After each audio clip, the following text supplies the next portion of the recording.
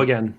Hello, and welcome to the Starfall Collective Season 2, King of the Cloudy Sea, a Dungeons & Dragons 5th Edition adventure. I am Matthew Talamini, your Dungeon Master. I'm a writer and web developer based in Providence, Rhode Island, and you can find my stuff at MatthewTalamini.com. That's Matthew, Talamini.com. With me are some of my college buddies, Sir Robert Burbridge, playing Weatherin, who is an elven paladin of Oberon. Say hi, Sir Robert, so people know who you are. Hi, I'm Sir Robert.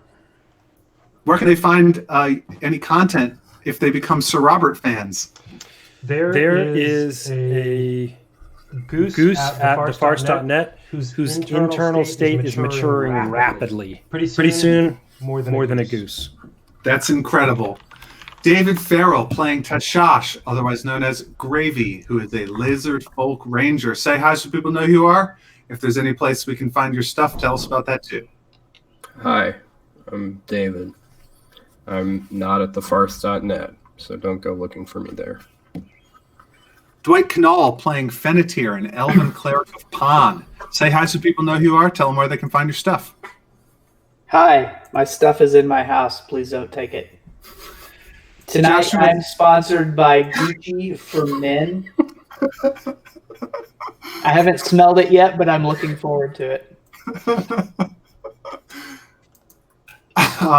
Joshua Suich is playing Malmer, an elven cleric, an elven warlock of Chernoborg. Say hi so people know who you are. Tell them where they can find you online. I am, in fact, me, Josh. You can find most of my stuff at jsuich on things like Reddit or Facebook or Instagram. And if you go to Reddit, you can check out the Starfall Collective page, and you can chat with me about fan theories there. Beautiful. For the beginning of this episode, we're going to jump into Weatherin's perspective. Are you ready for that, Sir Robert? Yes, but you should give me a little bit of narrative to remind me what his perspective is. It is lunchtime. Now I know. Kraken hunting cloud ship, Fujin. There is no room for such niceties as chairs. They are too heavy. Not for mere sailors, at least, although the captain and the mates dine with real, actual furniture and tableware and things. But you have got just a table. 15 or 20 sailors who aren't on watch gather around this sort of long, all-purpose table that's laid out on the deck, and you're sitting, I suppose, cross-legged or on your chests. You've got things like hardtack, salted pork, maybe a few pickled veggies still left. It hasn't been not that long into the voyage, so I guess the veggies are still there. This is a little backwards in time a little bit from where we ended last episode, but I want to get this from his perspective. So second mate Cera, who's your immediate boss, comes up to you and asks where the lizardman sailor known as Gravy can be found. If you remember, there was some shoddy workmanship from Gravy earlier in the day, which you and Malmer had to put in some extra work to repair. Gravy is not with you. You don't know where he is. So Cera goes on to speak to Fenna, who seems to have been the last to see him. After a little while, Malmer, who seems worried about Gravy, gets up and goes to see what's going on, and you see him go down into the hold. More time goes by. You're probably dwelling in your mind on the cache of foreign-looking crossbows that you found hidden in the hold earlier in the day. This is probably occupying a lot of your attention because it seems that your best theory of this is there may be some sort of mutiny afoot, with their hidden weapons caches around the ship, various mysterious clues that others have been finding, and especially how the first mate, supposed to be in second in command in the entire ship, told you in no uncertain terms not to tell anybody about it. Listeners, if you recall, there were similar mysterious things. Malmer found some hidden food, which he thought was Aarakocra in origin, but which Caloric, who is an Aarakocra and one of the harpooneers on the ship, did not recognize. And also For-Shosh, looking through a gap into a room that you don't know what room it was, saw a red eye blinking out of a hole in the hall. Something is going on in the Fujin. Soon enough, Weatherin, there's the sound of a commotion from down in the hull. Then comes the voice of First Mate Barkus. "Sailors, come restrain this man! Restrain this man!" he yells. You're probably going to get up and go over with the other sailors when you hear this, I would think. Weatherin bolts for the door.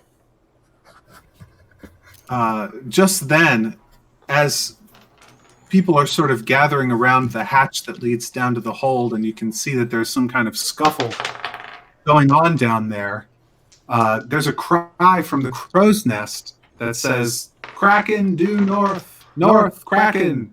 Kraken!" The Lizardman-Shosh, who some call Gravy, gets pulled up onto the deck. He's bound in irons. Nevertheless, he is struggling and fighting, held by 3 sailors. Then Barkus, Cera, Fenna, and Malmer come up out of the hold after him. Captain Goryeo, from the other side, from behind you, bursts out of his cabin, stands on the deck, and yells at Barkus. "Barkus, I don't have time for nonsense like this. Did ye not hear? Sailors, all, to your boats. Get your harpoons ready. Didn't you hear? There's been a Kraken sighted." You see Malmer argue for Tashash to be included in the hunt, and Cera, who is in charge of you guys' boat, for some reason, which Weatherin is very mysterious to you, agrees, and Tashash is freed from his bonds. Cera says to you all, "We've got a Kraken to catch, guys. Let's get after it." Weatherin, this is your time to shine. Every extra minute that you've put into cleaning, repairing, maintaining your boat pays off now. Your boat has room for 6. All the boats are the same. There are 3 boats and 1 spare. They each have room for 6 on board. Cera is ultimately in charge, takes care of steering, command, and coordinating with the other boats on the hunt.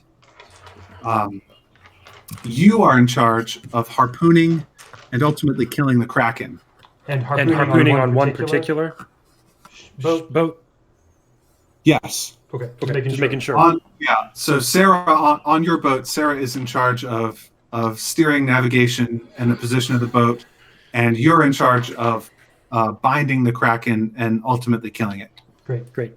4 others on board the boat are basically just supposed to pedal.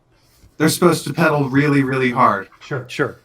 When you come within range of the Kraken, they're supposed to shoot arrows at it, but really they need to get you within range so you can do your thing. If the Kraken is not held fast, no one's going to be able to take it down. It is time. Sailors are getting ready all over the ship. Some are jumping into their boats.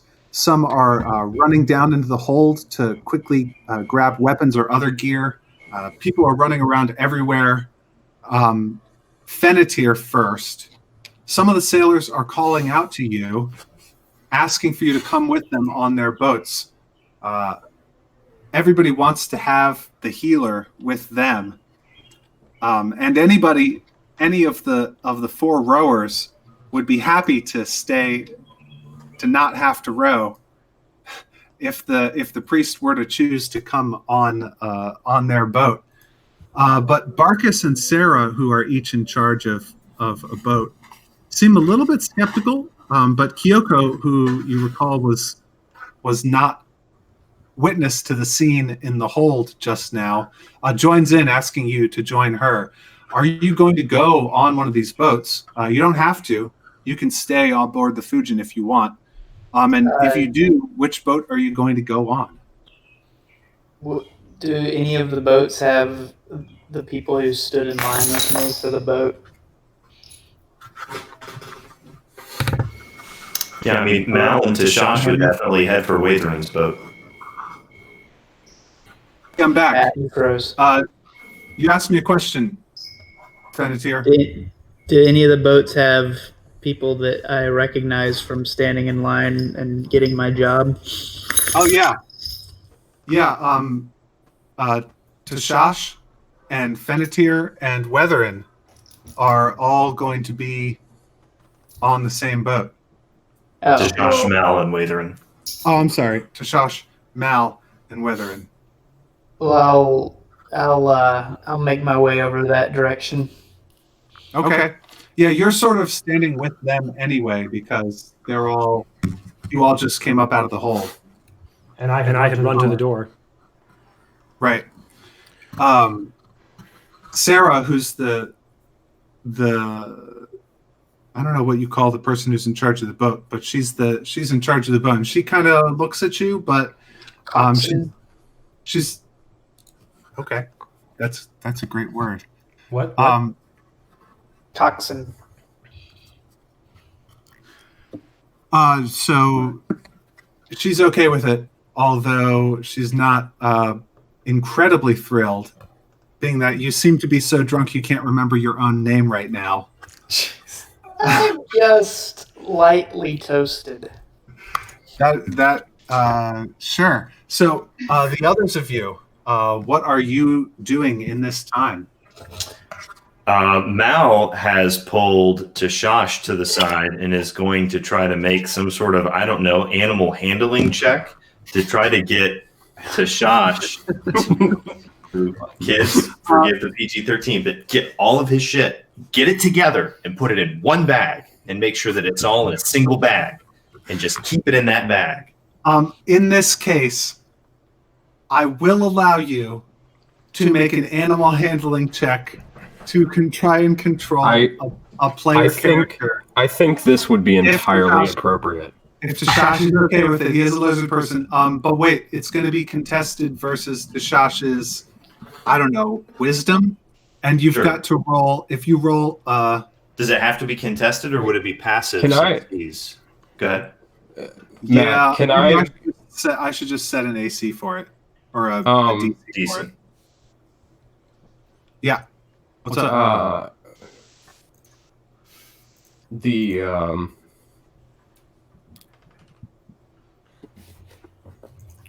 Okay. So wisdom against wisdom. I think Matt's going to set a passive DC for it. Yeah, I think that. What's your wisdom modifier? +1. Okay, go ahead and roll, Josh. Dirty 20. Okay, got it. Can I? So what you feel? So can I comment? Yeah. On what he did? Okay, so Josh, Malmer. What Malmer realizes is he was on the right track initially. For-Shosh has gone feral and he's gone very defensive. So you realize that if you can figure out how to make him not feel threatened, he might calm down. Right. And continuing to use force against him is probably going to drive him into a bigger panic. So it's now been, there was at least some amount of time. So there have been a few beats worth of time of nobody actively accosting him, of Mal trying to talk to him and be like, okay, it's over. Also, nobody's going to try to attack you. And we've got something to do now. You also noted he looks like he might bolt for the door again. You've noticed him kind of surreptitiously glancing toward the hold. So this animal handling check. You know he's on edge and he wants to run. So For-Shosh, what you feel is, because the animal handling check only applies to, whatever part of For-Shosh is animalistic, that part of you feels calmed. Right. Malmer is able successly to calm that. Now, if there's a rational side of you, your limbic system is chill, at least in fear, but the animal in you subsides and grows calm. So he was clapped in irons, and I take it when we got permission from Cera, I would have gotten the key from her presumably. You have the key. Okay, Yep. I'm gonna undo one of his manacles and immediately clap the other one onto me. So I've now got him cuffed to me. So that you cuffed to him. Sure, we're in this together. I'm sure he'll bite my arm off and chew it down to a stump, but we're not going to worry about which arm is which. We're going to assume that you can both do whatever you need to do with the other arm. Right, as we pedal our little hearts out. So Mal and to-Shosh jump on a side-by-side position, and Mal starts trying to coach to-Shosh on Gravy. Great. On what to do. To-Shosh is very twitchy and very hesitant, but his lizard brain seems to have snapped off, and he with some coaxing he gets in the boat. All right. So you guys are probably going to have to be next to each other. Mm-hmm. If you've got some hands that are manacled together, so that puts you in the center 2 seats on the boat. Right. I have a technical question whenever you're ready, Matt. Please ask it. First, what's the harpoon weapon? Should I just use a javelin, or is it some other? For rolling hits and stuff. If your character is able to throw a javelin, like martial weapons, which as a paladin you certainly are, then you can make an attack roll. That's allowed. But also for other characters, I would allow a strength check. Okay. I just added a javelin to my inventory, and I'll just use what it says. Is that good? As far as attack rolls and stuff. Yeah, but only if it's not, if the modifier is not as good as your strength modifier. Oh, I see. Well, it would add to your modifier for strength anyway, because it's a strength weapon. So yeah, go for it. Well, anyway, and then the other thing was I just want to make a note that Watherin is wearing his ready for squids, ready for Kraken hunting, and he has a shield with him because it's his specialization. So there's like a T-shirt that says, "I'm ready for Kraken hunting." World's okay as Kraken hunter. Let's get Kraken. Yes. Wetherin has a "Let's Get Kraken" T-shirt on top of his chain. But it's done in airbrush, like one of those shirts you get down at Key West on the beach. That's right. Right. That's exactly right. Iron on airbrush. Yes. So, Wetherin, your position is are you right-handed or left-handed? I guess right. I hadn't thought about it, but so you're on the front right side of the boat. Cera is going to be on the back left side of the boat. to-Shosh and Malmer are next to each other in the middle bench, and Fenna, are you going to jump in the front or jump in the back? There are 2 seats left. I'll jump in the back. All right. A random sailor who's on your crew jumps in, and total red shirt. And another of your red shirts is like, whew, all right. And goes to operate the winch to lower you guys down. You ready to go? We're ready. Let's do this. The other boats are going down. Okay. Hey, Matt, will you tell me when we're near enough to the Kraken that I should be like getting ready? Because there's some stuff I want to do before initiative. A little tiny bit. Absolutely. We have a whole way to play this. What I would like you guys to do, somebody roll me up a D8. This determines how far away from you the Kraken is when it was spotted. Mr. Farrell, do you have one of those? I got a D8. Drop it. So Robert just rolled.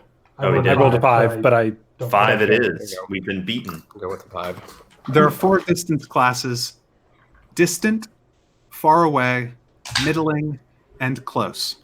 Middling is within 120 feet. Close is within 30 feet. But I don't want to have to deal with like feet and inches and yards and actual measuring and stuff. Mm-hmm. So for the purposes of Kraken hunting, there are 4 distances something can be. Get of the mind. So And you said distant is how far? Distant is just like seeable, but more than Okay. 120. You can see it. I can probably hit it when it's still far away, somewhere in the far distant range. Okay. Go ahead. Yeah, you could hit it with your 300-foot thing could hit it at the far away distance, but not at the distant distance. Okay. So everybody pedaling in each boat rolls strength athletics check. If a boat's highest roll matches or beats the Kraken's athletic check, then that boat draws one distance closer. Otherwise, it falls back one distance. So currently, you guys are far away. Let's see how fast the Kraken goes. The Kraken right now, you have to go around the ship. You get lowered off the port side. Kraken's to the north, so you have to drive around the ship. And once you come around the ship, what you can see is like a place where the trees kind of part a little bit as the gigantic body of the Kraken sort of wedges them apart. And there aren't any other creatures of the cloudy sea that are really big and strong enough to actually part the trees as they pass, except for dragons. There aren't too many dragons around here. So this is the key sign of a Kraken. It's not it seems to be it's not the biggest Kraken in the world, but it's definitely a Kraken. The distinctive sound is just this massive creaking of the trees as they rub against each other, parting as it pushes its way through them with its tentacles and arms. Can we only see the we can't see any of the actual Kraken? Not yet. Okay. But we can see his wake. Yeah. Yeah, at the faraway distance, you sort of see like a wake. Exactly, a wake is a great term for it. Do you want those rowing checks? Yeah. Okay. Each of you roll strength athletics. 8. This is only for the rowers, not for me, right? You're rowing too. Okay. It's not your main job, but you're rowing. Okay. Sarah's So what am By rowing, we're like pedaling some bicycle thing. Is it? Yeah. So this boat has big giant fans on the back, and you guys pedal to turn these fans to push you along, kind of like a hovercraft. It's a wide flatboat that sits on top of the canopy, sort of pushes the mist out of the way and sits low in the leaves. Okay. So this is athletics. Mm-hmm. Athletics. Whoa. Natural 20. Nice. I got a 19.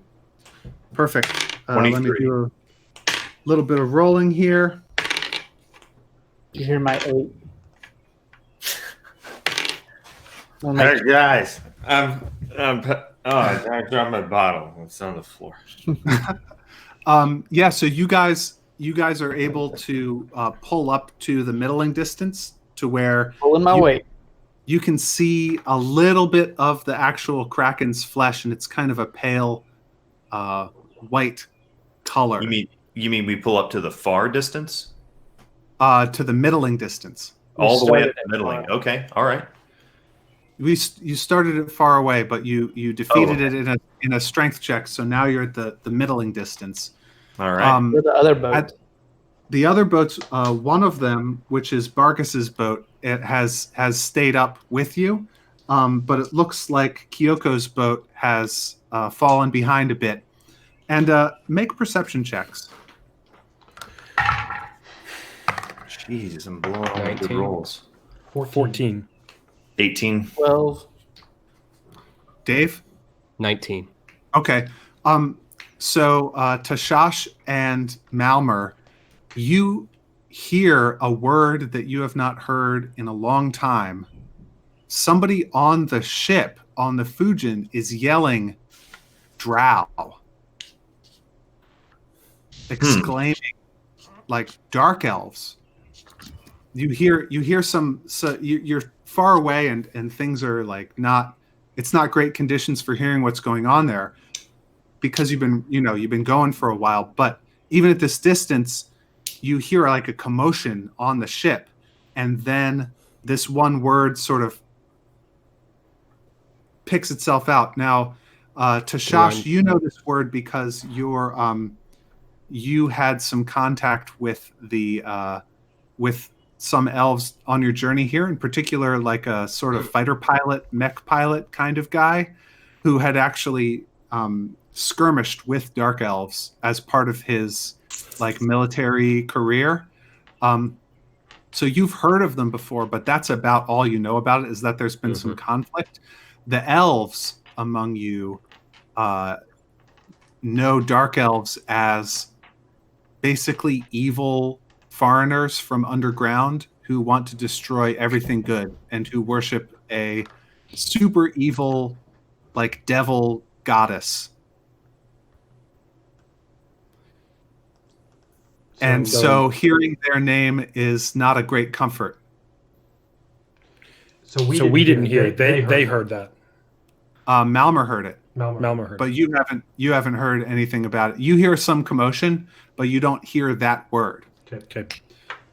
Mal is certainly going to say "drow" out loud and stop pedaling and stand up to get the highest vantage he can. First, look at the ship and then do a sweep to see if there's any kind of vessel on the horizon. Yeah, make a perception check.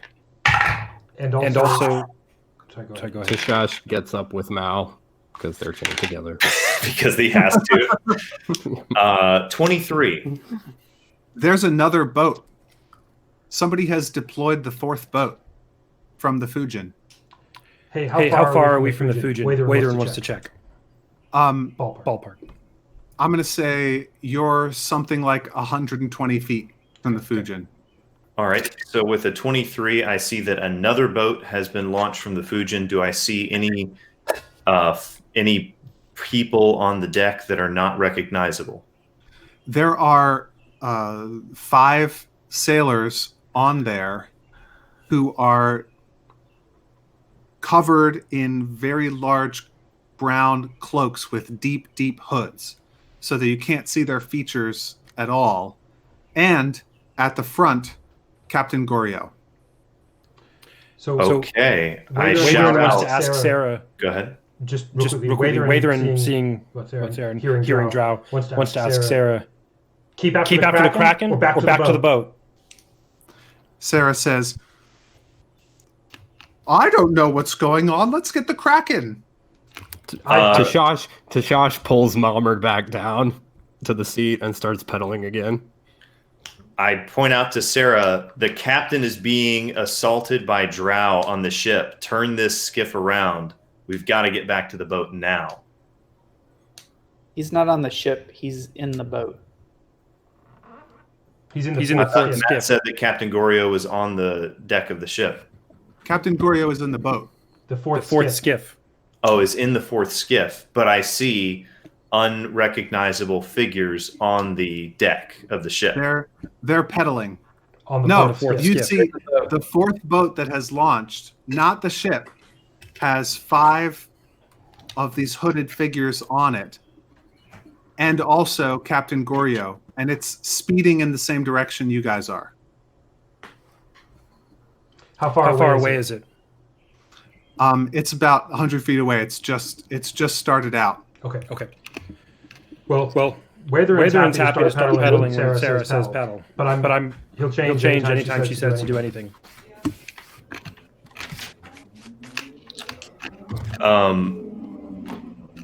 Mal, I think, is going to wait. So, Cera said keep pedaling. Keep going for the Kraken. Okay. Oh, there's a fourth boat that seems to have joined the hunt for the Kraken, and it has Captain Goryeo in it. And remember that Cera's still pretty mellow, I think.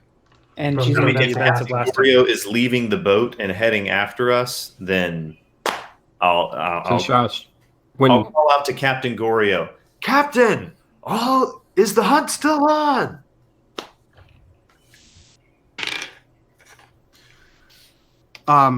He doesn't say anything. Yeah. Okay. He's too far away. And you're in there's noise everywhere, and the sound of the leaves and the creaking of the trees. He doesn't seem to have what you're saying. About other things later. Cera says, Pedal, you guys! Pedal and crack your spines with it! I hope your livers burst with pedaling.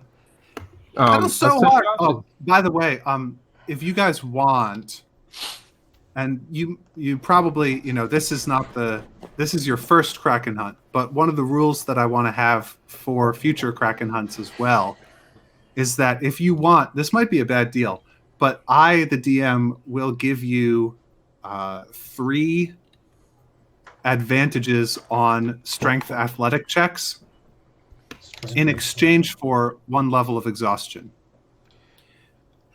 What's a level of exhaustion? The first level of exhaustion is disadvantage on ability checks until you have a long rest.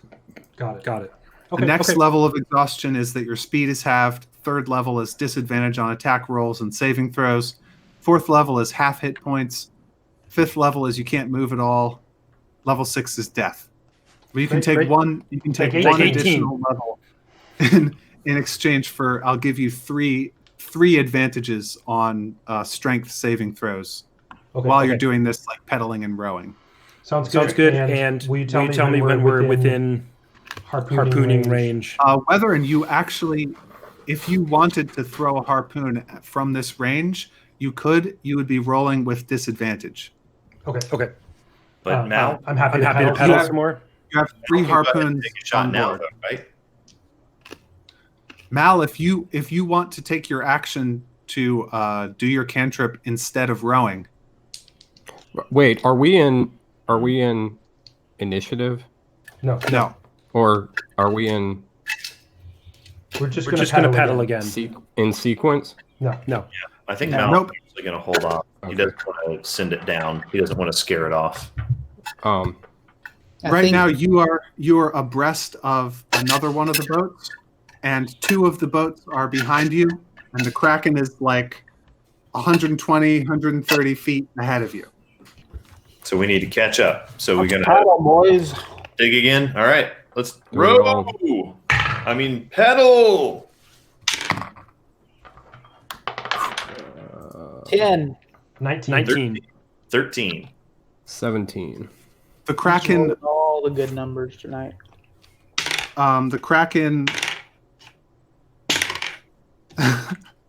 Okay, the Kraken dives down and disappears for like just 15 or 20 seconds, and as you go towards it, and then it comes up in the same spot where it had been before, and you and Barkus's boat are right up against it. Tashash seemingly seems to be getting a little antsy, and then he turns to Mal and lifts up the manacle and says, "Unlock me. Let me loose. So you can Fight." And Mal unlocks Tashash. Gravy. And Watherin uses Channel Divinity, Sacred Weapon on.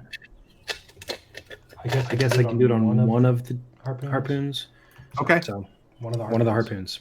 What effect does that have? It emits a bright light for a while. 20 feet of dim light, okay. and then I get +2 to attack rolls. Ooh. So. All right. I guess we get 90 feet. Mal is going to hex the Kraken. He's now at disadvantage on all checks involving strength. And I will bless everyone in the boat except for the red shirt and myself. How close are we? You're very close now. Like it came up like right pretty close to you. You're like 25 feet away from it. And Barkus is near you too, and Barkus and Cera are yelling back and forth to each other to get on either side of it, to surround it, so that you can like make shots at it opposed. So Barkus starts going around to one side. So Whether Cera you can go and throw whenever you're ready. I'm sorry? Cera and everybody else has advantage on attacks and saving. Nice. For the next minute. And also a D4 to the attack roll, or is that a different bless than mine? Cool. Wait, maybe that's what it is. Yep, nope. The other thing, not advantage. Instead, you add a D4 for attacks and saving throws. Okay. This one leaves you with the taste of creme de menthe in your mouth. So Okay. Watherin wants to chuck a harpoon. All right. Chuck that harpoon. Okie dokie. Let's check it real good. Wow. Okay. The bless. 28. 28. Did you roll a 20? I rolled a 19. Okay. Yeah, sure. Tell you what. Roll me a D8. I'm sorry, roll me a D12 and tell me what it is, and then roll me another D12 and tell me what it is. Okay. One sec. Don't worry. I'll take care of it. Sorry. A D12 and then another D12? Yeah. First one is 7. Okay. And the second one is 6. Cool. So here's what happens. You and let's see. Gratu, who is Barkus's harpooner, you throw at almost exactly the same time. Like you're both pretty good at this, and you both like see the right moment to cast your harpoons. Gratu's hits right on one of the arms. I should explain about Kraken physiology. Imagine a squid, sort of a bell-shaped body, right? And coming off of the body, there are 8 arms and 2 tentacles. Ooh. For a total of 10. An arm and a tentacle. Tentacles are longer, and they have that funny like shape that's different from the arms. The arms are a little bit more like octopus arms. They sort of go everywhere. The tentacles are like longer and more powerful. And have the pads at the end. Do they call them tentacles because it makes it up to 10? Yeah, that's probably why the biologists decided to give this animal that particular name. So as not to be confused with the adicles. Yeah. Yeah. Sir Robert, I'm sorry. All that repartee made me forget your rolls on the D8. A 7 and then a 6. That was on a D12. Awesome. Sorry, the D12. Yeah. So Cera's hits one of the arms, and the blade goes into the arm, and the tanglers just start whipping around everywhere, and some of them wrap around branches, some of them wrap around the arm, a couple wrap around other parts of the Kraken, and as it goes along, that arm gets more and more tangled up in the trees. The same where your throw is really good, and it manages to catch 2 of the Kraken's arms. So after these 2 throws, the Kraken has 3 arms immobilized. Is there a on these harpoons? Is there like a rope? No. Coming back. Okay, so it's just a spear. And they have tanglers. There are ropes. Like flagella. There's not like one line that connects the harpoon once thrown back to the boat. Okay. So Mal hits it for 23 and does 9 points of necrotic damage. Cool. Now that it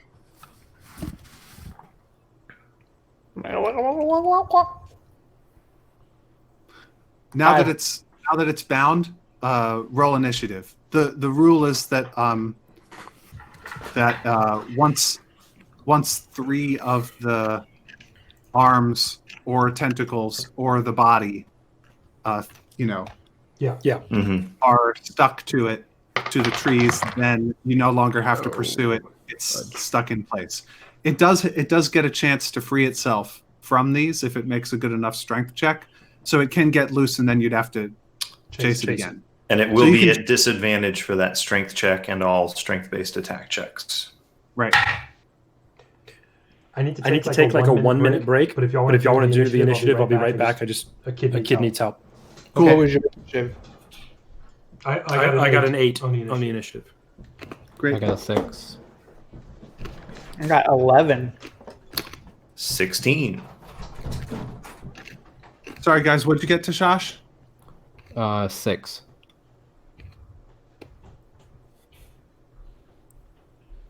Malmer? 16.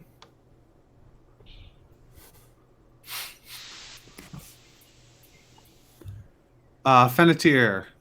11.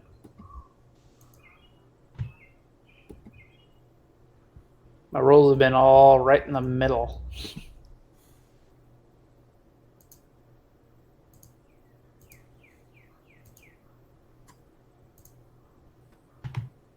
Would Cera get? 4. Would Red Shirt get? Red Shirt doesn't get to roll initiative. What about Barkus? Barkus got a 12. Right in front of me. Yep. The boats have just 1 initiative score, except for you guys. You guys get to have your own initiative score because you're player characters. But otherwise, I'm not rolling initiative for 4 boats times 6 characters on each, when I already have so many Kraken arms to account for. Not that they get their own initiative, but They should. nope, they don't. Although if we were going to model octopus intelligence, maybe they should. But I don't know if squids are like octopus in that way. So what's happening is that it's sort of like writhing and twisting in this circle of trees, which are gradually sort of growing further and further apart as it like moves around and like pushes and pulls and tries to get out.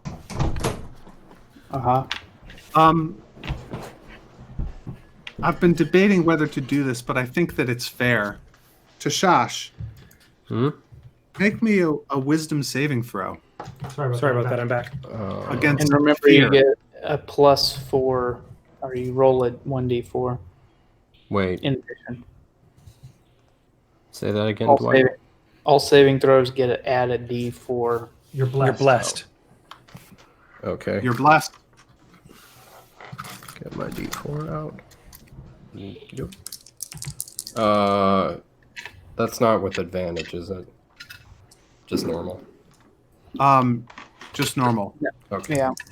I had said advantage before, but figured out that I got a 12.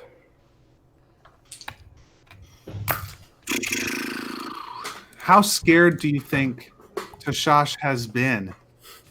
I mean, he was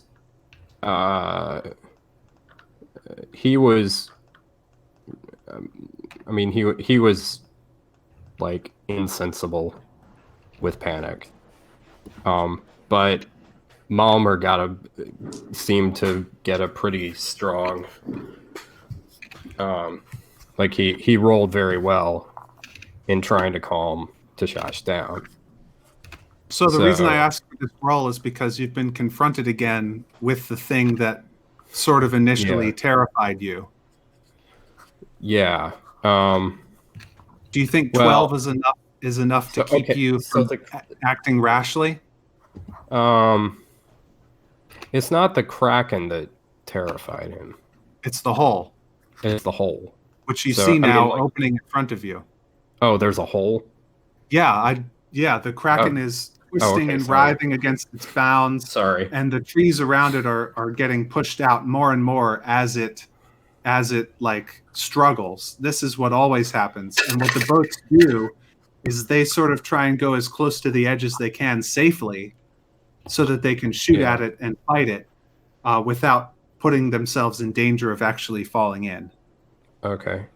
So you see this big hole open up in front of you, and you know, the blessing that you got from Fenna helps some with this check. I mean, but 12. It seems kind of borderline. Might it's up depend to you. Might depend on how things play out.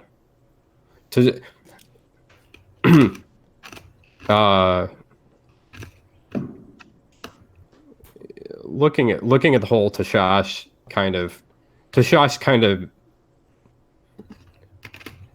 shrinks back on the seat, and in doing so he runs into Malmer and kind of like, you know, sliding along the seat, he runs into Malmer and bumps him, and then he looks over, and you can tell he's starting to get a little agitated again, and he says, "It is I can see the sky underneath again. Is this the only way?" If you want to make it to Nebulaster's perch, not Clapton Irons, you'll help me kill that thing. Cera now says, grab a javelin and throw it. "What on earth are you two turds talking about? I want you to shoot It's some a free arrows action, at Cera. All right. Hey, the javelins are Waytherins. He's got them with him. Y'all have arrows. Yeah, you don't get to throw one of the harpoons. There's only two more. I mean, Tashash has his own javelins. That's true. Tashash does have his own javelins. Let me do a little bit of rolling here. All right, that's those ones. And then, let's see. Hit, miss, hit.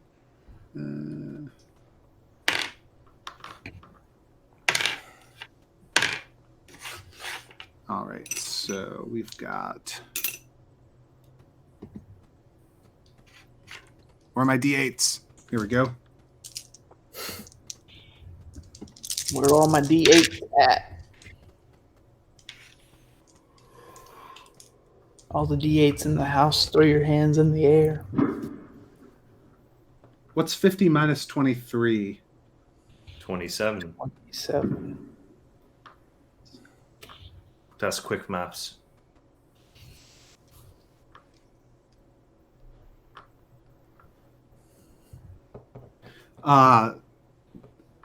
Some arms and one of the tentacles lash out at Barkus's boat and strike the boat in various places in a sort of coordinated way, doing a bunch of damage to the boat. There are some holes in the hull, but these boats don't actually need like incredible buoyancy.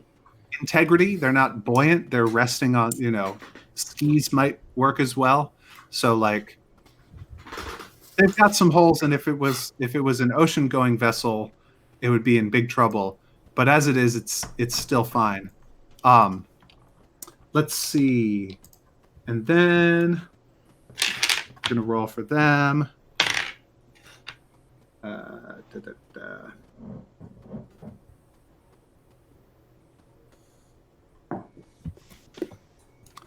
Sorry.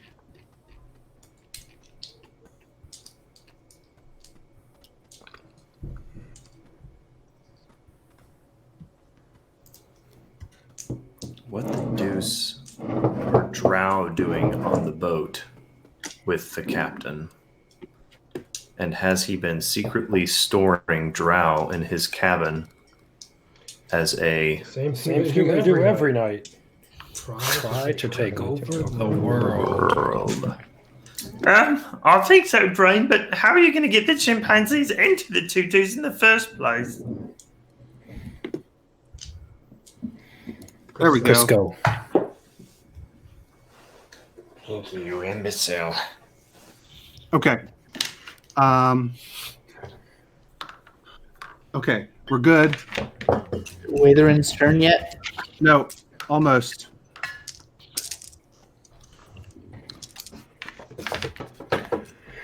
Sorry, this is a big grand battle with lots of people fighting. Yeah.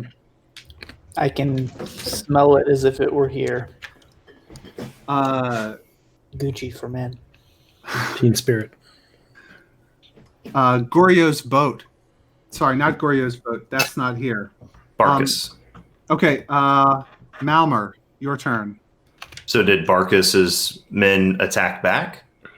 Barkus's men did attack back, but actually your action happens before theirs. Okay. But I'll just tell you what they succeed in doing. Okay. They do 18 hit points of damage on it. No matter From what. multiple different men? They're throwing harpoons and stuff at it? They've already thrown a harpoon. They don't throw another harpoon, but they do shoot arrows. Okay, gotcha. So that is a 17 to hit, 18 to hit. That hits. Okay. You're shooting it with your cantrip? Yes, and I do about as well as I could possibly do. That is 19 points of damage. Being all buffed and blessed and hexed and everything. Well, hexed. It's hexed. It is hexed. Next is Barkus's boat, which shoots it with a bunch of arrows. Chop, chop, chop, chop, chop, chop. Fennetir, your turn. I cast Guiding Bolt. On the Kraken? Yes. Do it. Does it have to make a save against it, or is this you? No, it's a 6 to hit. That misses. Okay, I sit down. Weathering. Man,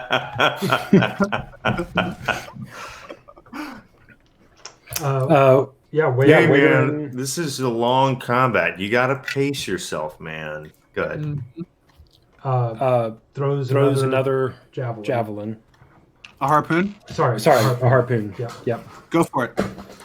And let's see. A not natural 20. Nice. That hits. Go ahead and roll me up that D12. Two of them or one? Oh, wait. Did you say natural 20? No. Okay, sorry. Just one. Okay. I let you roll 2 because you did so exceptionally well. Great. This was a 4. Okay, that gets another one of the arms. It is bound and it can't attack. Next thing, Tashash. What do you do? You said we're like maybe 20 feet away from this? And we're like above it, right? Yeah. So you're imagine that bowl of trees with the Kraken sort of in the middle and below, but it's huge. It's the size of a bus. It's very big. And large house. It's like large house size.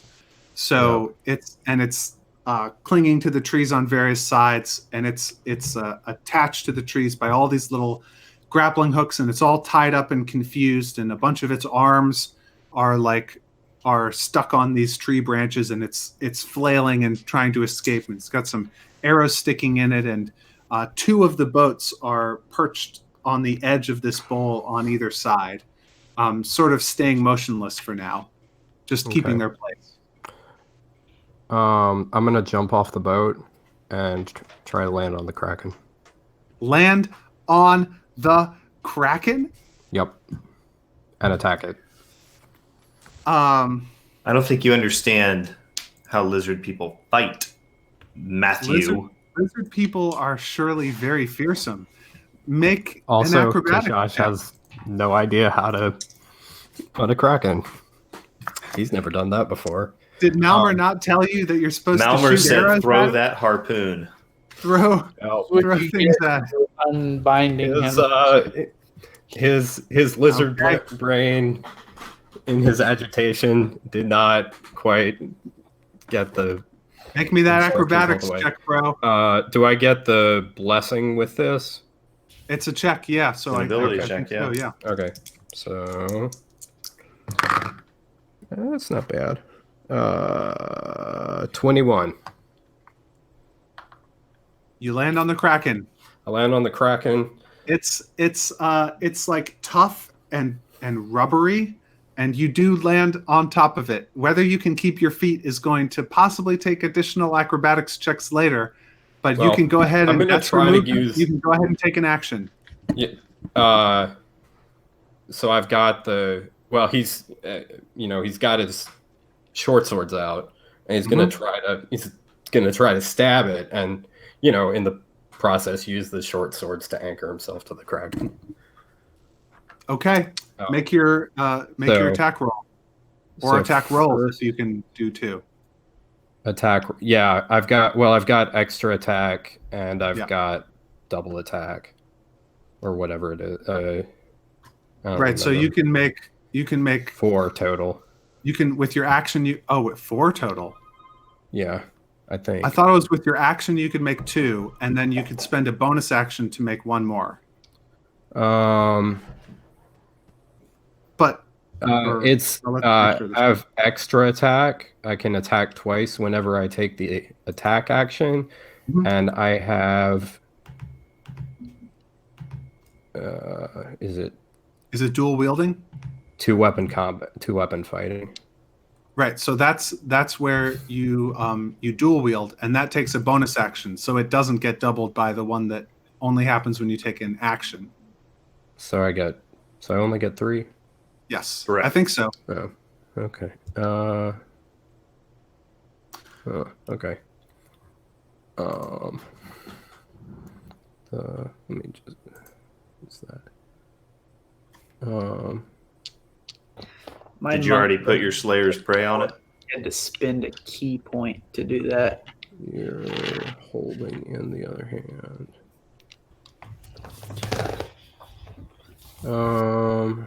Okay. All right. Oops. Sorry.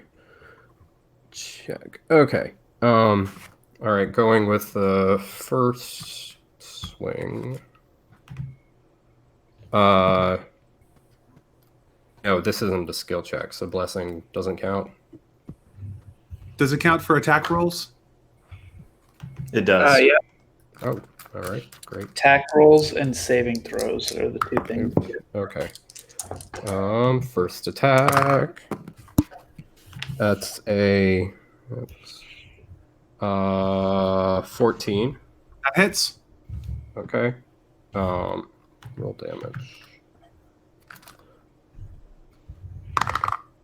That's a 3. Second attack. Wow. Not great. 11?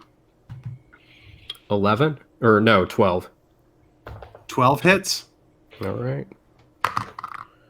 Jeepers. 2. All right. And that's a 16. Okay. That hits as well. And that's a 7 damage. Yeah. So 12 damage total. I'm like anchored into the. I get, is that, like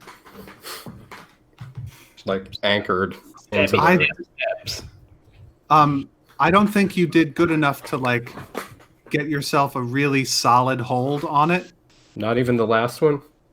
I think the last one was a 16. Yeah, 16. I think you have to do exceptionally well to be able to use your blade as like a piton on a beast. But you do have claws and a climb speed. Yeah. You're still on him. But I'm not gonna say that you have a really solid hold. All right. The sailor and Cera fire their weapons at it. Remember, Cera gets D4. Nice. I gave her that instead of me, so she should maybe She gets it. lay off a bit. Give me a hard time. Yeah, they do some damage. Actually, they rolled really well and did 20 damage. Nice. Top of the round, this Kraken, Dave, realizes that you're up there, and it's gonna go after you with 2 tentacles and an arm. Oh boy. So here comes 1 tentacle. Mm-hmm. How's your AC against a 17? I'm sorry, 27. Ow. I have a 15. It definitely hits you. Does anyone have an AC sound good. greater than 27? Is your AC 18 or less? It's my AC is 15. Okay, great. So Who does a tie go to? The attacker. Yeah. Okay. Ties hit. What Let about me roll up a little bit of damage for you to Shosh. bolo ties?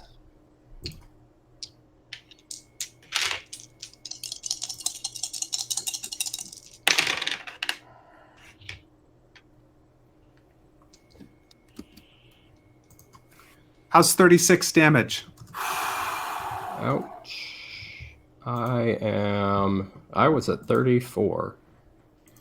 Shosh is struck by these vicious tentacles sweep up and just smash him again, and you see him lose consciousness on top of the Kraken. He's still on top of it.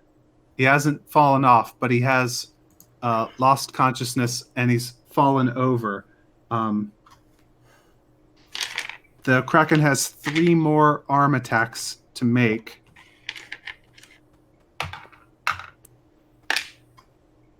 And it's still focusing these arms on Barkus's boat.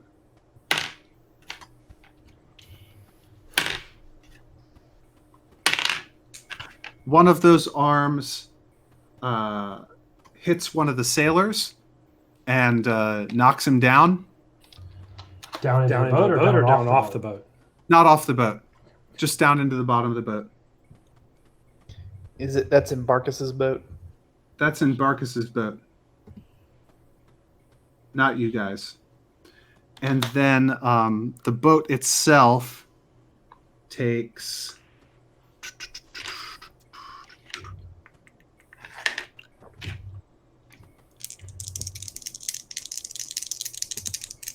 Now, Matt, are you making all of these attacks with disadvantage? The Kraken has disadvantage on all of its attacks? On all strength-based checks. Does that? I guess not. So you want to at least just go back and re-roll Sure. to Shosh's? Yeah, sorry. Yeah, let's re-roll to Shosh's and maybe subtract some of that damage if we can. Okay.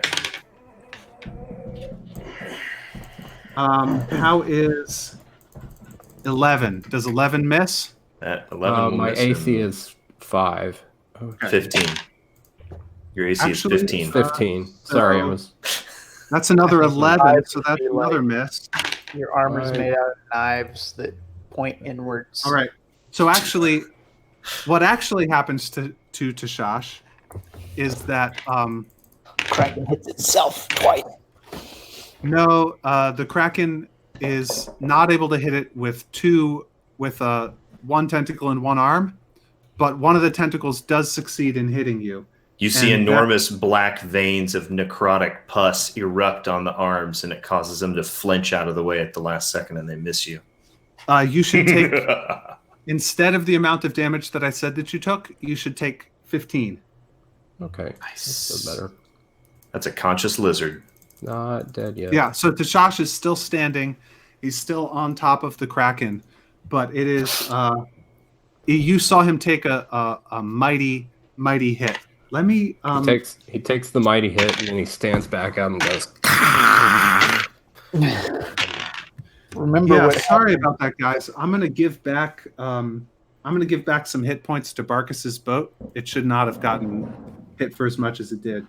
Okay. You could probably just have it. Yeah, that's what I'm gonna do. Have your boat and eat it too. Yes, exactly. Great. So, It's the only way to eat a boat in small pieces. That's what the Kraken wants to do. Have it. the next thing that happens is you see Goryeo's boat drive up, Player 3 has entered the game. and one of the sailors aboard in the big giant hood, who seems like taller than the others, casts a harpoon down at the Kraken. And that's going to be a miss, actually. The harpoon sails past the Kraken, and the nice thing about these harpoons is that they generally don't fall out the bottom of the cloudy sea. They get tangled up in stuff, and you can get them back later. Mm. They're not like arrows where you get back half of them. This is like, these are designed to stick to the trees really, really bad. So you can always get them back, as long as you have time and willingness to hunt for them. Malmer, your turn. All right. Mal is I gonna throw a rope to Shosh and say, "Gravy, get out of there!" And blast this. Wait. The rope throwing is a bonus action? Something simple like tossing a rope is typically Yeah. considered a bonus action. Yeah. I just want to make sure. Okay. Your action is one thing, and your bonus action is tossing a rope. I mean, I can use my move action to do it. I'm sure an No, entire bonus move. action. Bonus action's good. All right. So that is a 18. Sorry. Looking at the wrong thing. Look at the right thing then. Okay. 24 to hit. That hits. Okay.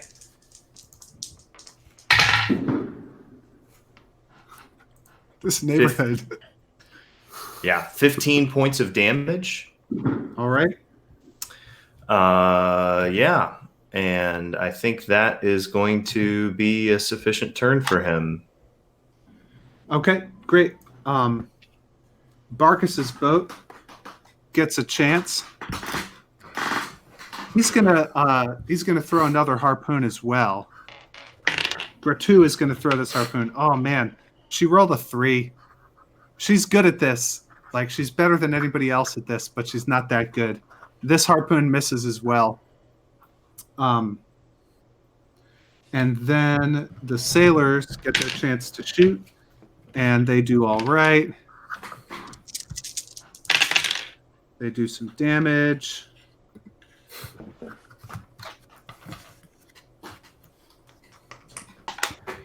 Fenna, your turn. How many hit points have you lost, Gravy? I am at 19 of 42. Okay. I will channel divinity, preserve life, giving Gravy 15 hit points. Ooh. What does that look like when you do that? I hold up my holy symbol of pawn, which is probably just like, I don't know, something real groovy. And I go, well, it actually doesn't say any verbal things or anything. Cool. I present it and I evoke healing energy. Nice. The healing energy strikes Tashash, and he is healed. Right between the eyes. Weathering. Chuck a javelin. A harpoon. Harpoon. Sorry. Go for it. Alrighty. Bless. Okay. Okay. 26. That definitely hits. Go ahead and roll D12? that D8. Say it again. Sorry, D12. Yes, of course, D12. Just one. It's one D12. Yeah. 10. Nice. Wait. What did I say for a 10? A 10 is not one of the arms. Instant death, I think. Might even be the body. But where did I put my document that says that? My copy says it just there's immediate defeat and a level up for me. Oh. Got him right in the ambergris. A large chest of platinum and 2 buxom maidens descend from the sky on a magic carpet. Hey, this is not that kind of show. Sorry. Oh, here we go. Maiden. Let's see. Yeah, you get one of the tentacles. Ooh, there's only 2 of those. Yeah, Yep. Of course when you roll a 10, you get a tentacle. Come on, man. Obvious. It's so obvious. Why didn't I see it right away? Biologists. For-Shosh. For-Shosh is going to use The rope? Nope. You could Harpoon grab him? the rope. I would let you take a bonus action to grab the rope to steady yourself, but you wouldn't be able to attack with that bonus action. Yeah. For-Shosh is going to use Hunter's Sense. Wait. don't block If party I on your okay, board? it says Hunter's Sense says as an action. So if I use that, will I be able to attack with my second action? Or will I be I mean, I guess you could use your bonus action to do to do Hunter's your Sense? to do your offhand attack, but if it says as an attack, then you are using your attack action to do that thing. Your main says action. it As says an as action an means your main action. Okay. Oh, So I right. could- Sorry. Yeah. Okay, so I could still make one more attack. Okay. As an action, choose one creature you see within 60 feet. I choose. You're on top of it, so you're good. I immediately learn whether the creature has any damage immunities, resistances, or vulnerabilities, and what they are if the creature is not hidden from divination magic. Yeah. Donation magic? Divination. Oh. Yeah, so it takes half damage from bludgeoning. Any vulnerabilities, weaknesses? Any special vulnerabilities? Let's see. Weaknesses. No. Cool. Okay.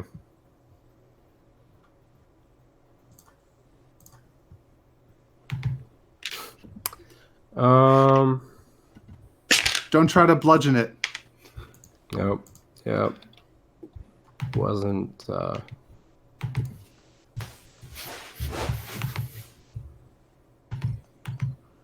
Anything else on your turn?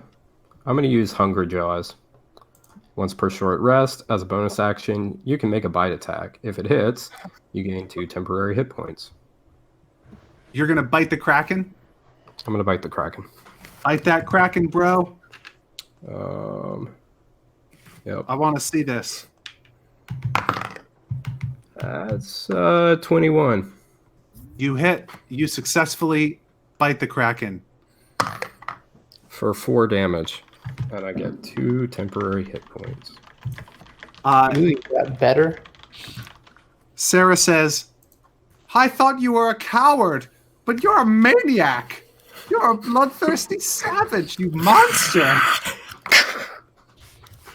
What is going on with this guy? I thought he was a turd, but he's a maniac. So she gets her go, and your sailor and her get her shot at it. Which, even with Dwight's blessing, it's not good enough. Well, last time I did a lot of damage. So. And then latest to the party, Kyoko pulls up. That is the bottom of the order, and it is 9 o'clock, so we're going to take our 10-minute intermission. We will be back at 9:10 with the conclusion of this extremely exciting, long battle with a huge giant Kraken. Good. Did I hear an explosion and then police cars?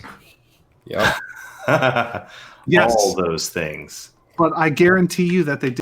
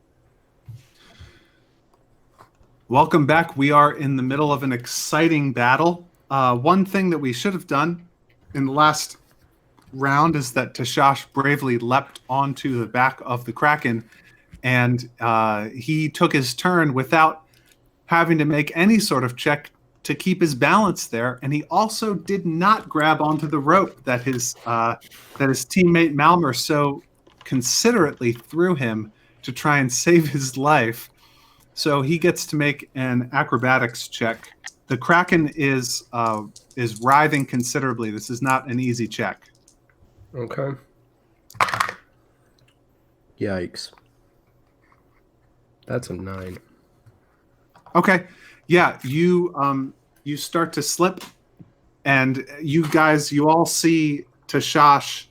The Kraken bumps and moves, and it's like going like crazy, and it bucks him off, and he falls down into the forest.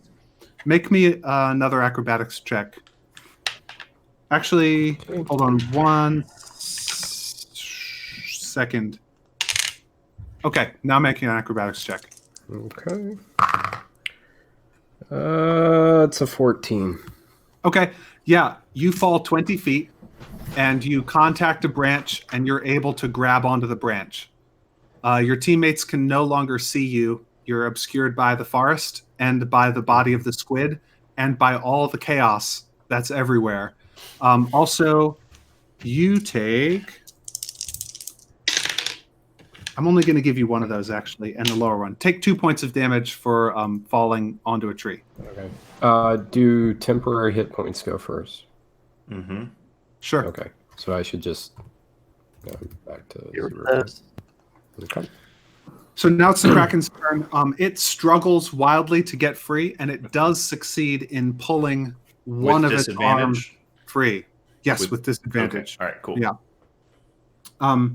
It gets one arm free, but the other arms stay bound, and it is going to do some attacking with disadvantage because it's hexed. How long does that hex last? For a minute. Okay, so it's still hexed. Yep. Let's see here. So one of these arms is going to attack Captain Goryeo's boat. Going to miss. Another of these arms is going to attack Barkus's boat. That's going to be a miss. Oh, I'm sorry. That hex will last for an hour. An hour? Yes, my Hexblade's curse only lasts for a minute. That was another bonus action that I threw on it as we came in. They're two different things, but the one that makes it have disadvantage is going to last for an hour. Cool. For the rest of its life, you mean? Yes, for the rest of its life.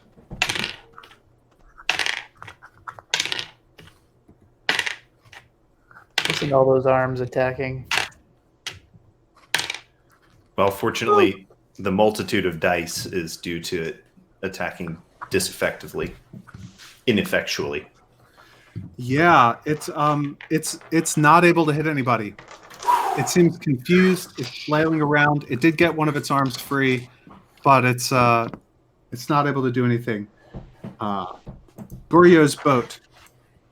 They are going to shoot at it, and in this case, what you see happen is Goryeo is sort of standing in the back by the tiller, where he's like supposed to be as an officer, but he pushes the sailors out of the way and goes up to the front of the boat and grabs one of the harpoons out of the hand of the cloaked sailor and throws it with great viciousness at the Kraken.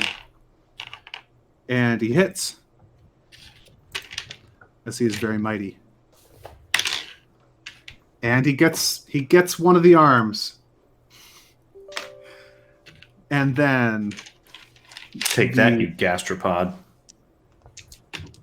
Sailors on his boat get their chance to shoot their arrows at it. And they hit. And they do a bunch of damage. And that's going to be that. And then, Malmer, your turn. Okay. Yes, so Mal is going to blast this thing with Eldritch Blast. That is a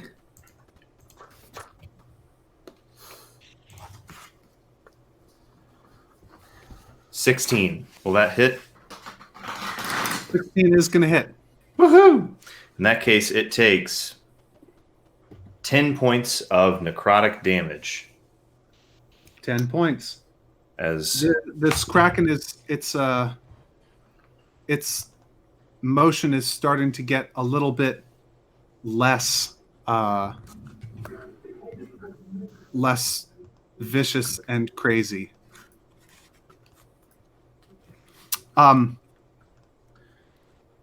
Barkus's boat gets a chance, and they shoot their arrows, but they're terrible and they all miss. Or they get a couple hits on the Barkas, am I right? Yeah, a little bit. Did any of the harpooneers take a shot at the tentacles? Nope. Okay. No, Gratu is like looking over and is sort of satisfied. Fenna tosses what's his name? Watherin. Watherin not a bow staff, a crossbow. The bow in it. Then he points at the Kraken, and a dolorous bell fills the air around it for a moment. Gong. Must make a wisdom saving throw of 10. All right. Is this wisdom saving throw going to be with disadvantage? It's only strength-based things. There's right? only strength-based checks that it is at disadvantage on. Well, in any case, it's going to fail that. Wait, of 10? 7 plus 4 is 11. Why does it get +4? Because its wisdom is +4? Oh, that's a very wise Kraken. Yeah, well, good. It's a good thing you're not going versus con or strength. Well, that's nothing happens then. Sorry, nothing happens. Weatherin. Catch the crossbow. And slide the bolt in and everything and take a shot. Go for it. Just gotta pull it up. Here we go. Yeah, You just snatched a crossbow out of midair, cocked it, and you're about to fire. You have to say something, man. That's actually a good point. He looks sidelong. Really cutting a sharp angle out of the corner of his eyes. Yeah, he does. To Dwight's character. Fenna. And says, Thanks.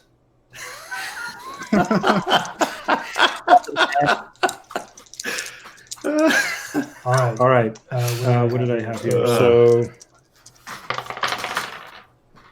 Wow, that's great. 27. I'm good with the crossbow, and I still have that bless. That hits. Awesome sausage. So it's a. What do you want me to roll normal damage or whatever that crossbow's? Great. I didn't know if you were doing something for the Kraken funny. 7. Good. Shosh, you are below the action. You can use your movement to climb. It's going to be an acrobatics check. Or you can do whatever you feel like. I think I'll start by climbing up. So I'll make that acrobatics check.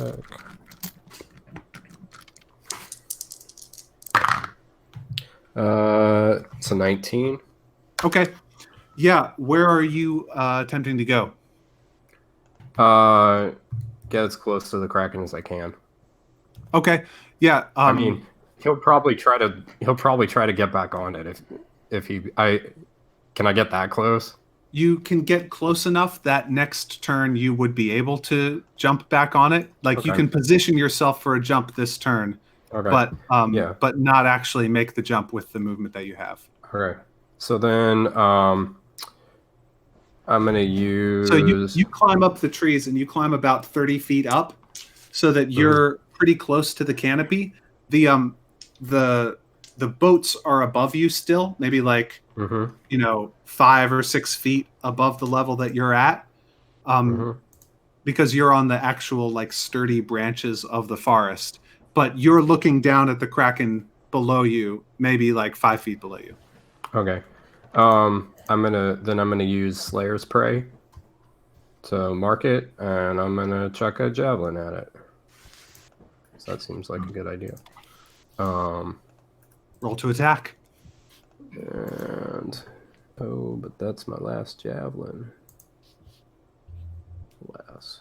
Is it poison coated? Sure, why not? I don't know why you wouldn't take the good ones. Yeah. So I will chuck a javelin. And let's see if we can get it. Yuck. That's a 10. Did you add your bless?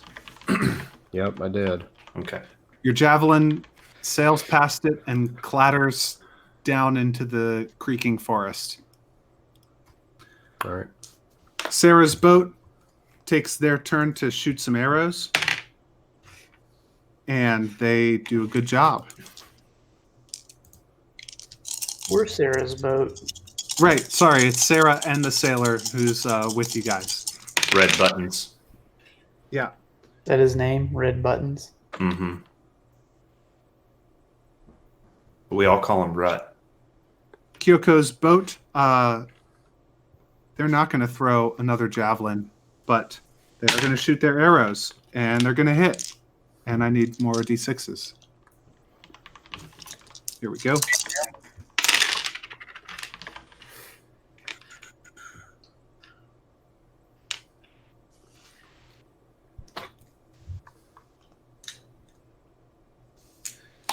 All right. Top of the order. Kraken is not looking very good. It's full of arrows. It looks like a porcupine. It's just there are dozens of arrows sticking out of this thing. It's still tied up, but it's oozing all kinds of gore, and it just bleeding all over the place. It looks fairly injured, but it's still laboring to try and destroy you. Oh, and there we have... Oh, wait, no, it's with disadvantage. Yep, okay, so that arm does not get free, and that arm does not get free, and neither does that one, and neither does that one, and the tentacle does not get free either. And then you see its eye looking, and its eye lights on Barkus's boat that had already damaged some. And it aims all the rest of its effort at this one of its attackers in an attempt to do who knows what it thinks it's going to accomplish, or if it's just furious.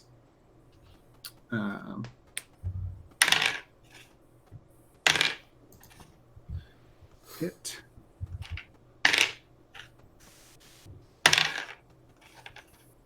Also a hit. Also a hit.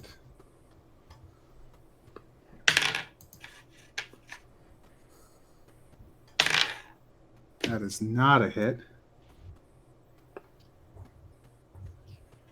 So 4 of the arms attack and 3 of them hit the boat, the main body of the boat, not attacking any of the sailors. And that's going to do some damage. Let me roll to see how much.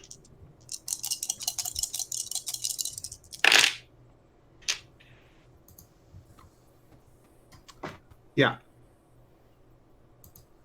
The boat is barely hanging on. It's full of holes. It's a lot of the structural integrity is gone. One of the sailors is just working on just lashing parts of the boat together to try and keep its structural integrity, like tying things up and holding things together. But the boat, it has not fallen apart. They haven't fallen out of it. They're still on it. The tentacle.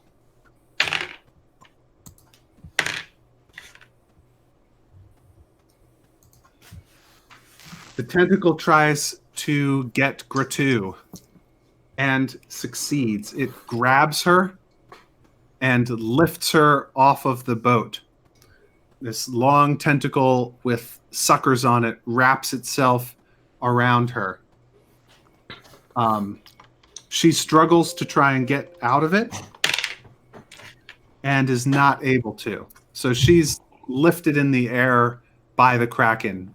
This powerful orc harpooner has been grabbed by it. It is Goryeo's turn, and he doesn't take a harpoon. This time he takes a javelin, just a regular javelin like the kind that that for-Shosh has, and throws that, and the rest of his sailors also shoot their arrows.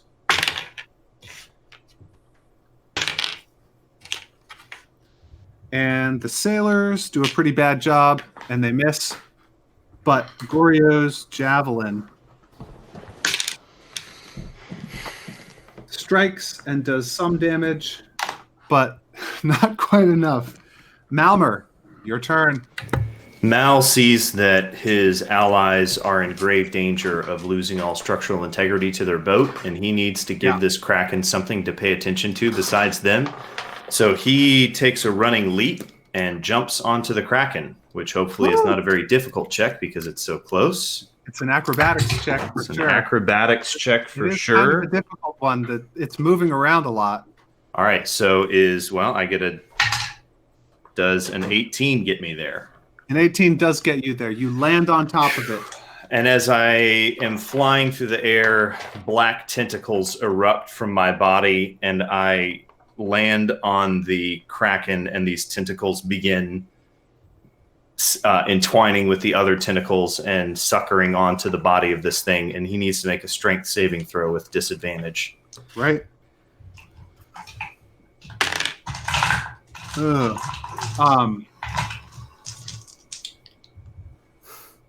Tell me, how does a 7 do against this spell? Yeah, that's not enough. So he is going to take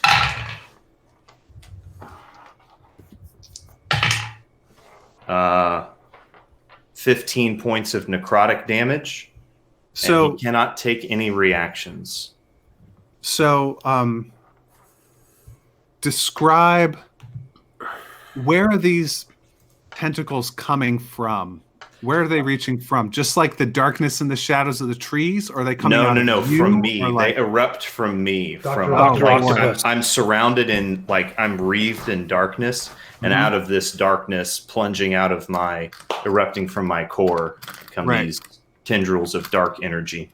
So those tendrils surround the octopus, and they grip it, and they just squeeze and squeeze. And you can see life being sucked out of the Kraken through these tendrils. The Kraken is it struggles briefly for just a second more, and then you can see it go limp, and the light goes out of its eye. And I yell, Gravy! Gravy! Did you make a bridge? And then you look up, and Gravy is standing just above you. I said throw the javelin. Just throw it. Next time, just... Can I interject? Gravy just cocks his head at you like you're a nut ball. Yes, you can interject, Weatherin. Are we still in initiative, or did it just end? I mean, you can do whatever you want now. Okay. Barkus is in a tentacle. The thing just died. That's Gratu. Yeah. Gratu. Gratu, the harpooner, when it goes limp, she begins to fall. You can. I would like to run and grab her. Like jump off the boat and grab her. for-Shosh is going to go that way too. You're both going to make. If she's close enough, she would get grabbed by the tentacles too. I forgot that she was there. Is she within 10 feet of me, or is she in a different part of the She's Kraken? not within 10 feet of you. Okay, then never mind. Go ahead. The tentacles are very long. It had reached out to the boat, which was like 15 feet away to grab her. Yeah, so she's falling. You guys can make acrobatics checks to try and help her. You're gonna have to run a little bit over the canopy to get close enough. Okay. That's 23. 15. Okay. Yeah, to-Shosh, you beat Weatherin there. Weatherin, on your way there, you sort of slip on the leaves a little bit, and you don't quite get there in time. But to-Shosh, you are able to leap and describe how you would try and do this. Yeah, just does she hit the canopy? I think if he can falling, and she'll fall into the forest of the cloudy sea, not on the canopy, but into the kind of bowl of branches. The dangerous bit. I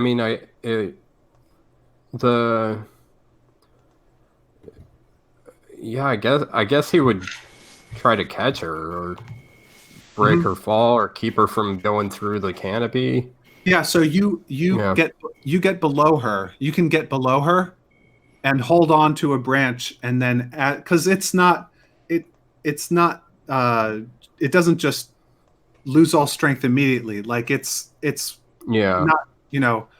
it's going down, not like she's falling at her full speed. She's still grabbed by the thing as it goes limp. So you're able to hold on to a branch and also grab her, if that sounds right. It's certainly feasible, given oceanic biology, that the latent brains at the base of the stems of each of the tentacles would be capable of continuing sustained dexterous manipulation for some time post-mortem. Right. So to-Shosh, he's running over there, and as he gets close, he kind of slides down to to kind of steady himself and also try and not break the canopy. And as he's going with one hand, the canopy's above you. Oh, I thought I was at the canopy. No, you're under it. You're on the branches. Oh, okay. Oh, okay. I see. She's falling in such a way that she will not contact the canopy. She'll contact the branches. Yeah. Okay. So he bowl runs through the bouncing from branch to branch and gets in range, grabs a tree trunk, and reaches out and catches her by the arm and pulls her in.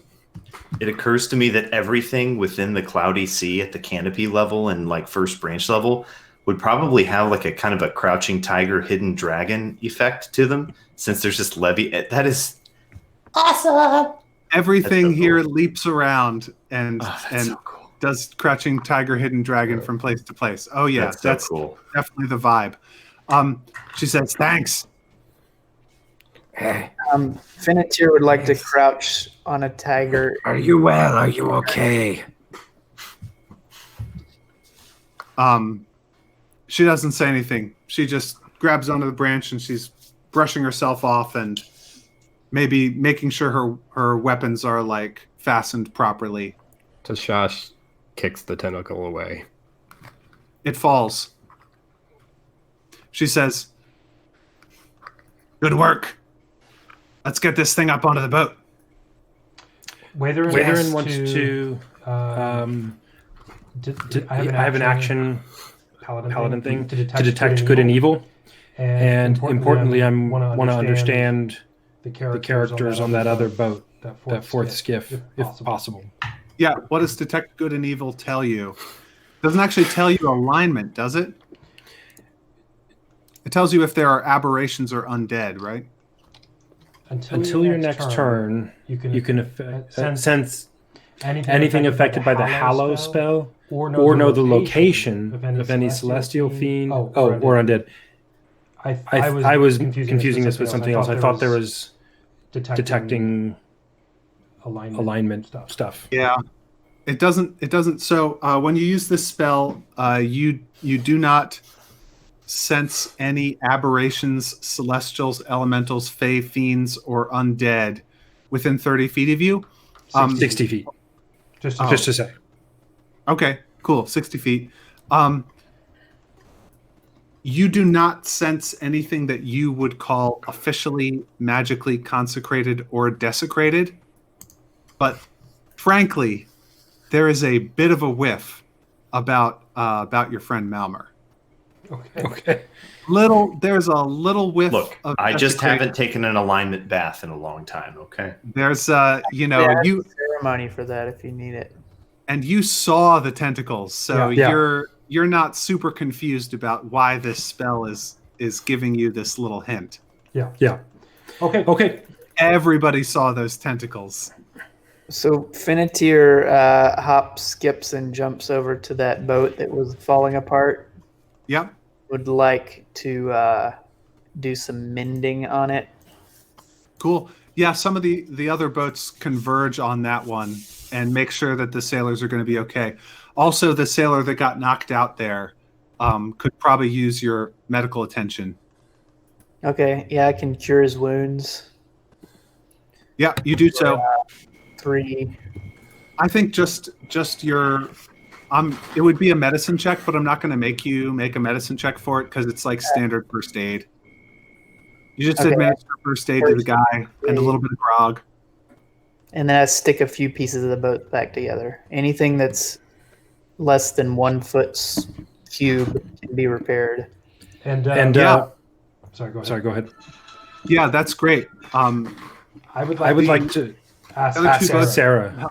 The other two boats help with that as well. Cera pulls your boat up, and everybody's sort of getting that boat into workable shape. Captain Goryeo's boat does not sort of join in with that. It goes over to the Kraken, and those sailors get down and start tying harness lines from the Kraken. Oh, did you guys freeze? No, I didn't freeze. Okay, good. Sorry. Before things get too far along, one of the things that Mal was going to do after the Kraken died, once he realizes that it's dead, is he takes his dagger and he takes his hex blade. He makes a slash in the Kraken. He kind of scoops out some of the ichor and viscera, and he takes a bite out of it and spits it out, and kind of smears it on his mouth. Smells it, kind of, gets really intimate with the kill and leans down and whispers to the Kraken, "Tell the other spawn that the hand of Chernobyl hunts them, and there is no rest in this sea."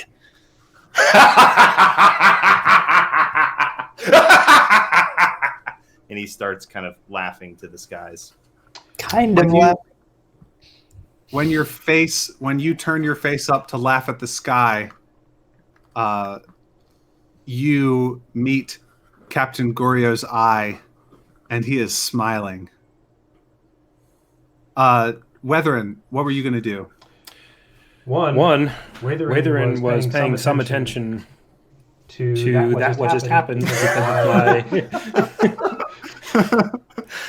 Takes out his notebook. Yeah. That's an OSHA violation for sure. That's right. Certainly a demerit. So I would like he will take note of both of those two things. The Malmer was acting freaky, and that who was it? Goryeo. Captain seemed agreeable to that. Because Weatherin is aware like of the crossbows and some strange things happening. He's basically going to leave them to take care of the whatever and climb. He's already in there in the section and climb to the Kraken as well. And ostensibly, making sure that the hooks are fine, getting harpoons. Really he's trying to get a look at the hooded figures. Okay. Gathering harpoons or whatever. Yeah, well, ostensibly, while not appearing to do so. Yeah. Go ahead and make me a stealth check. This is an easy stealth check, though. Okay. Because of my armor. So depending on how you want to count the stealth, I have disadvantage. But I'm not actually trying not to be seen. I'm trying to be surreptitious. So you pick. Go ahead and make a regular stealth check. Okay. That's fine. Let's see. I just want it to be funny if you messed it up really bad. Sure. Not terrible, but not great. 12. Okay. Yeah. You think that you get a glimpse of them, these sailors. You can you see some hands, and the hands do have the longish, elongated shape of elven hands, but the skin tone is not overland elf skin tone. It is a gray shade. So I was looking to see if they're drow because of what happened before. You believe that these are either drow or they're disguised as drow who are trying to disguise themselves as not drow, or just hide themselves from the sun. Sure. You know that drow have sunlight sensitivity, so robes like this would be very common if a drow was out on the sea, which they never go out on the sea. That you know. And Goryeo seems to be totally fine with these guys. He's giving them orders, and they're obeying. And there's four of them. There are 5 of them. Five of them. Sure. Waithering basically notes the crossbow, drow, Goryeo, Malmer weirdness, but keeps his cards close for now, and gathers up harpoons. Yep. So it takes a long time to gather up the harpoons. The first thing that has to happen is that some strong tow lines are tied to the body of the Kraken, and those are connected to the boats so that it won't fall when the harpoons are unfastened. And then it's a good amount of work to untangle these harpoons. Think Christmas lights, except 10 times worse than Christmas lights. This is untangling. If Christmas lights could cut you. If Christmas lights could cut you, yes. Sharp Christmas lights. Christmas lights made of heroin needles. Maybe not that bad. Okay. Yeah. So I think probably that is where we're going to give it a rest for this episode. Good job on that battle. Are you going to describe the Kraken being taken back to the ship, or is it just nondescript? Yeah, so the procedure is that it's made fast to the boats and to the branches of the trees by reliable lines that are not just the tangle harpoons, and then the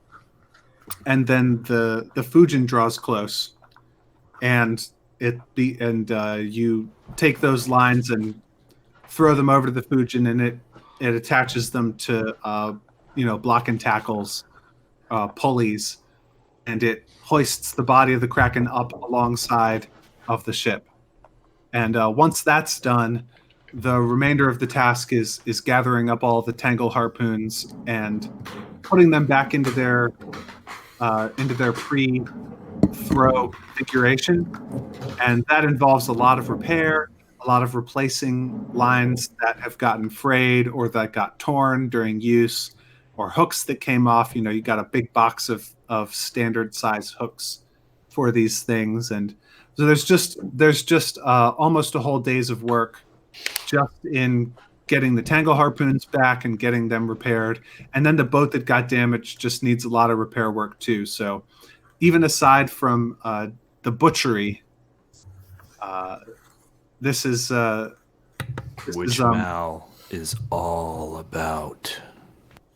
Yeah, and actually the thing about these Krakens is that their weight actually decreases very little when they die, because they're one of the only creatures that has pure Levy gems inside of them.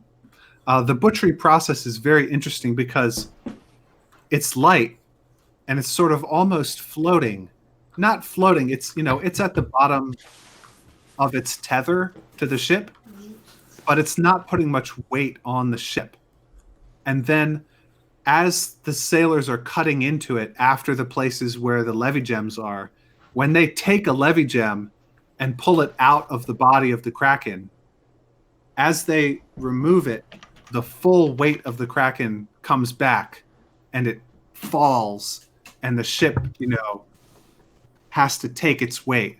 And then everybody has to make sure it's tied on properly and make sure everything is ship shape, and then they can start cutting for the next one.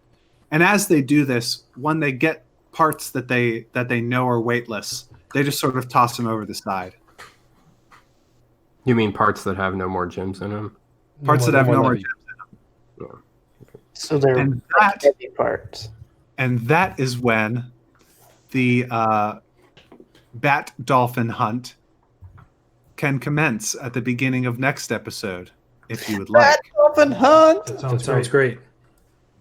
We can use the chum. There's plenty of chum to attract bat dolphins. You want to take us out? Creatures. Yeah, so that's where we're going to stop for tonight. Let us do experience. Let me pull up my thing here. Weatherin, did you take any risks to help your friends or shipmates? Running for what's her name? Yeah, well, and just being part of this whole thing is a risk. So mark an XP for that. Okay. Is there any special way you helped in the hunt for Enma, the silver squid? Mark an experience for that, Mr. Harpoonier. Did you advance your personal quest at all? I doubt any of you made much progress on your personal quest this time, so probably don't mark anything there. for-Shosh thinks he did. Because Malmer told him, he asked if that was, if this was the way to Nebulaster's Island. And Malmer told him, yeah. Cool. Well, in that case, you can pick whether it counts towards Enma or whether it counts towards your personal quest. Because the same act does not count for 2 different experience points. Weatherin, did your attitude towards fate complicate your life in a meaningful way? This episode was just combat, so you're probably going to... All of you are probably going to get 2 experience points and nothing else, probably. And that's fine. Yeah. I don't know. I feel like Weatherin's life is complicated. Somewhat. I'm trying to figure out how much it's related. Because Weatherin discovered a bunch of personally important stuff that he thinks is probably related to things that he's trying to work on, like prophecies. I don't know. His attitude towards fate is he's willing to die to get the thing accomplished. He's like, sure, let's just die then. To get it. So that's why he's being sort of aggressive about some of the dying and drow and looking for those.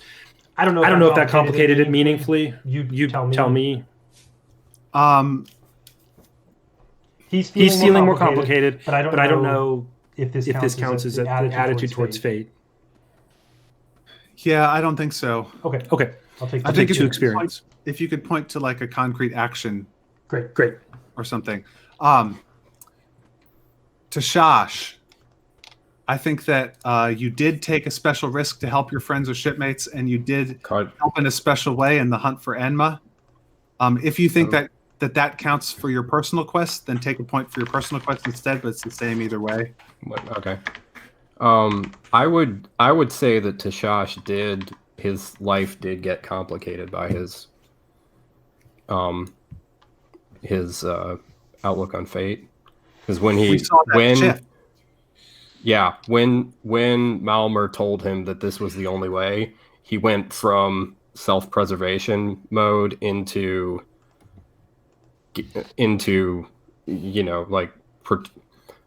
protect the tribe mode, which was the way that he protects the tribe is do his job, and the way that he does his job is jump over the side of the boat and kill a Kraken. Because your fate disposition is the fate before me is a great predator. Although if it threatens me individually, I might run from it. If it threatens my people, I must work to destroy it. I think that so in his switch when he from talked to Mal, he saw he was able to focus back on the bigger picture. Yeah, take 1 fate point for that. Okay. Fenna, I think you can go ahead and take the 2 points for taking risks to help your friends or shipmates and for helping in the hunt for Enma, the silver squid. Did you advance your personal quest? Nope. Attitude towards fate complicate your life in any meaningful way? Well, I did hunt a squid with a little bit of a buzz on. Yeah, but you got a point for being buzzed last time. So take 2.